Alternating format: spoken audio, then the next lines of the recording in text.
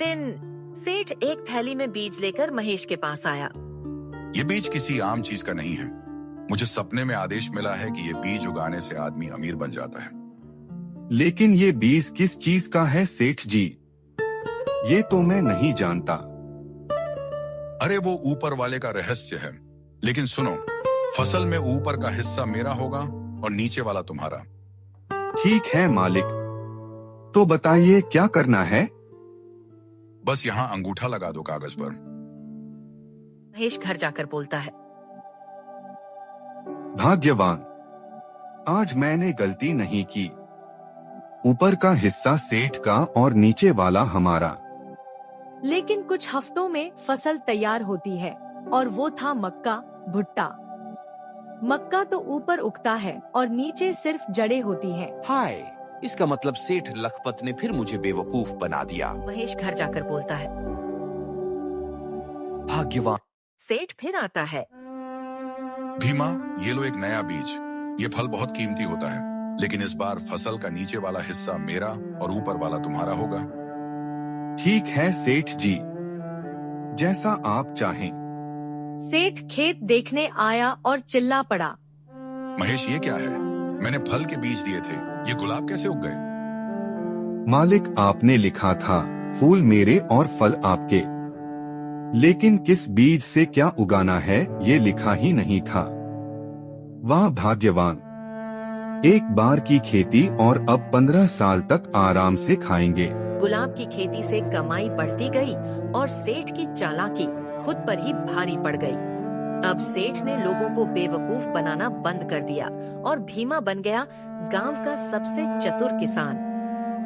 गांव में अब भीमा की इज्जत हर दिन बढ़ रही थी। गुलाब की खुशबू पूरे गांव में फैल चुकी थी। दूर दूर से लोग उससे खेती की सलाह लेने आने लगे। सेठ लखपत गांव की चौपाल पर बैठा। अब ये भीमा तो बड़ा होशियार हो गया है, लेकिन मैं सेठ लखपत हूँ, यूं ही हार नहीं मानता। सेठ के मन में योजना बनती है। अब की बार मैं बीज नहीं, पूरी जमीन ही दूंगा, लेकिन एक चाल के साथ। अगले दिन सेठ फिर भीमा के घर आता है। भीमा, अब मैं बूढ़ा हो चला हूँ, खेतों का ध्यान नहीं रख सकता। ये 10 बीघा जमीन मैं तुम्हें देता हूँ।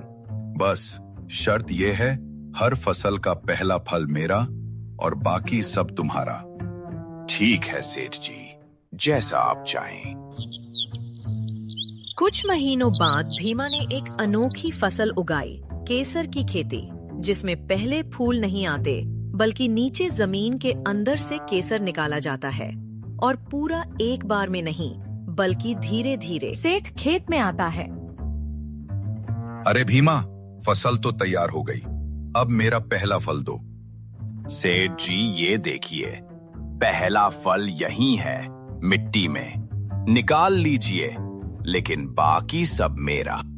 सेठ गुस्से से चिल्लाता है, तू तो बहुत चालाक हो गया रे भीमा।